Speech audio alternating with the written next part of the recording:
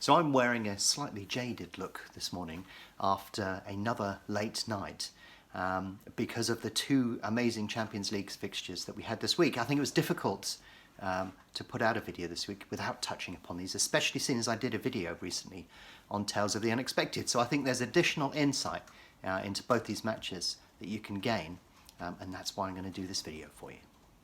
If you're interested in learning to trade on Betfair, then visit the BetAngel Academy, where you have detailed, structured Betfair trading courses. Or why not visit our website, where you can download a free trial of BetAngel Professional, but also visit the forum, where you can get detailed images, examples, and downloadable files. And don't forget to subscribe to our YouTube channel and click on the bell icon if you want notification of new videos as they're released. So we have been treated to two incredible Champions League matches this week, and there's a lot to learn from it. But if you were watching or have watched the Tales of the Unexpected video that I did recently, where I had some dancing going on there, I almost started it again, then you would have learned something from that would have given you a guide to what was going on within these particular matches. And yes, the chance of these things occurring was pretty rare, but they did occur. And I think probably the more unusual thing that happened this week was that they both occurred within the semi-final of an event. So it's interesting because when you look at, you've often seen me say this, that I say, you know, outsiders score more frequently than you would expect, unusual things happen more frequently than you expect.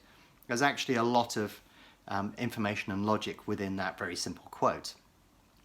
I would love to talk about it in depth, but I think it will require an entirely different video, because there's a great little spreadsheet I've got that shows you how frequently events occur that seem unusual.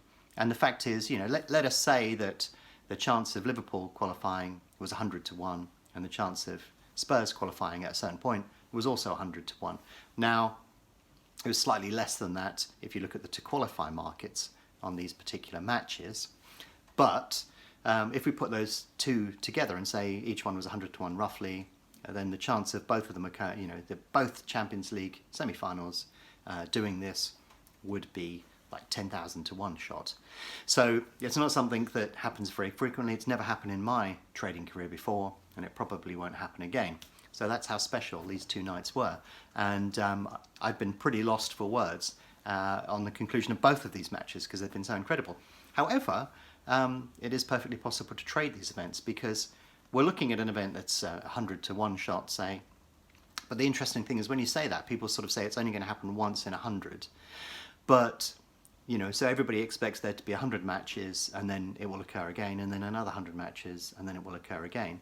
But when you look at the distribution of unusual events within a trading market of any sort, not just a football match, you tend to find that even, you know, very large, unusual events occur with, you know, odd frequencies. So basically they seem to occur much more often than you would typically expect. You don't have to wait for long periods of time to see another one.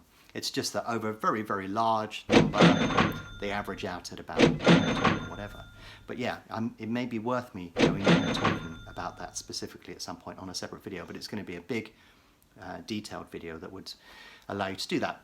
But this is why I like gearing myself up to the unexpected, because it just happens much more frequently than possible. People who buy money don't benefit from that effect. It tends to work the other way around. They get away with a little sequence of events where they succeed, and then boom comes the loss, and they're saying, well, you know, that's happened after the 20th match. How could that possibly happen? It's a 1 in 100 shot. But the fact is that not only do they occur much more frequently than you would typically expect, despite the frequency being very low, or the probability, I should say, being very low, then the problem that you have is everybody's doing that. Everybody just wants, you know, there were probably loads of people sort of saying, oh, well, you know, we're not going to qualify, so-and-so, you know, massively odds on to be able to qualify, so I may as well stick $1,000 on it and drown my sorrows. At which point they're sort of thinking, well, it's worth doing that, because if they do qualify, at least I've got some money, and if they don't, I would have probably paid for that experience anyway. But what typically tends to happen from a value perspective is people tend to back heavy odds on shots too much. It's seen as an easy way of getting a few quid, and therefore it hardly ever represents value. Being on the other side tends to represent value. Going for a long sequence of losses and then the occasional big win works pretty well in the long term, because most people cannot tolerate losing money time after time after time after time after time. And they can't be bothered to wait for that payoff to come through. So yeah, it's a difficult thing to do, very simple to understand, difficult to do, but generally has a payoff. But of course, if you do anything at random, you'll get random results. However, contained within the match, there were some really interesting things that sort of dovetail into trading, psychology, and all of those things into one big go. So it's worth exploring each one of those characteristics. So when we look at a football match, one of the things you need to be aware of is what happens in the first half doesn't necessarily happen in the second. This is one of the big mistakes that I made when I first started trading, was assuming that what happened in the first half you could transplant into the second, and the fact is that never is the case, especially when you're looking at knockout competitions or where there's a really strong incentive to score. It just makes sense that what happens in the first half, it will dictate to an extent what happens in the second half, but it will not be the same. So they'll go in at half time and say, right lads, this is what we need to do, this is how we're going to play the second half, off you go. But that also highlights something that I highlighted in the Tales of the Unexpected video, because in Istanbul, when Liverpool won the Champions League from being 3-0 down at half time, the thing that I highlighted on that video was the fact that they scored within 10 minutes of the start of the second half, because that's when the momentum shifted. So from a trading perspective, one of the biggest problem that people have is the fear of losses. So when a trade is going well, they think, oh, I'm a genius, let's take that money. Nobody ever went broke taking a profit. Yes, they did, because they didn't look after their expectancy. But when a loss comes around, then people tend to let the loss get too big, or they chase it, or all of those characteristics, and the whole trading equation becomes totally unbalanced. And that's why people don't make money. Now, the funny thing is, when you look at sport, that permeates right through sports, because it's to do with psychology. It's all about fear of loss.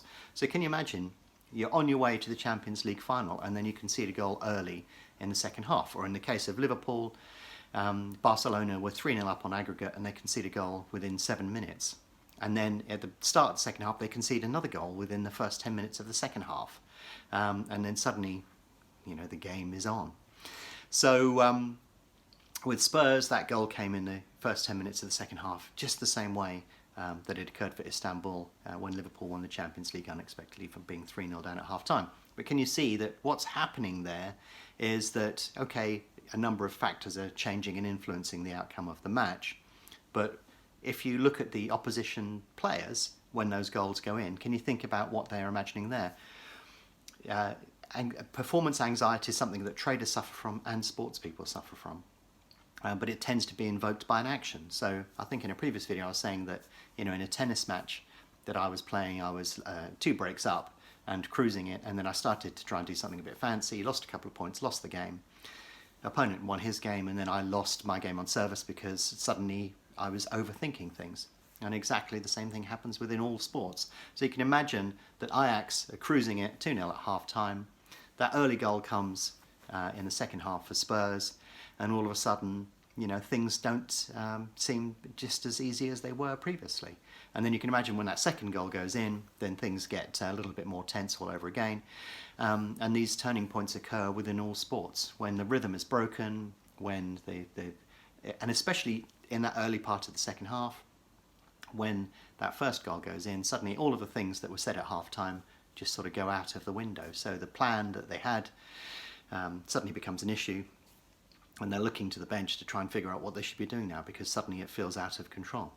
And if you look at the Liverpool match, early goal in the first half got them established, early goal in the second half suddenly had that whiff of panic throughout the match, and suddenly you realise that potentially there was an opportunity there. So, when you're actively trading, you tend to get that sort of whiff of panic when a position goes against you. But when you're playing a sport, whether it be golf, tennis, football or anything, you get that whiff of panic when you think that you're going to lose your lead. And that's sort of where a little bit of opportunity comes into the mix from there. But also what you tend to find is that uncommon things do occur a little bit more frequently than expected. But also on football, the distribution of goals is a little bit random. If we look at the Spurs and the Ajax match, how many times was the post hit? All it needed to be was to be a little bit more in one direction, and that would have changed the complexion of the match from there. But yeah, I think there are some lessons to be learnt from there, and hopefully I've distilled some of those lessons in this video. But basically, you know, if you focus on the psychology of the scenario that's in front of you, but also the way that a match or whatever sport you're looking at can be broken down into component parts, especially if there's a break inserted in between the two, that can lead you on to some potentially good trades within the particular market that you're looking at. But yeah, a remarkable week. I'm not sure if we're going to see that again. Some of the videos that are coming out, some of the tweets about both of these events are just absolutely incredible. Despite not being a fan of either of those teams, well, I say, you know, I'm not sort of saying that I don't like them. I'm just sort of saying that, you know, I'm not a supporter. I'm not a paid up supporter of the club. It was great entertainment to see. And the fact that we now have 2 English teams in the Champions League finals mean that liquidity is going to be absolutely stellar on the Champions League final. So I think that you've got the potential to do something a bit special there. And we've got the Europa League tonight. Don't know what's going to happen there, but I'm sort of hoping that things will be a little bit more straightforward tonight. But as always, I'll be looking for those unexpected situations to occur.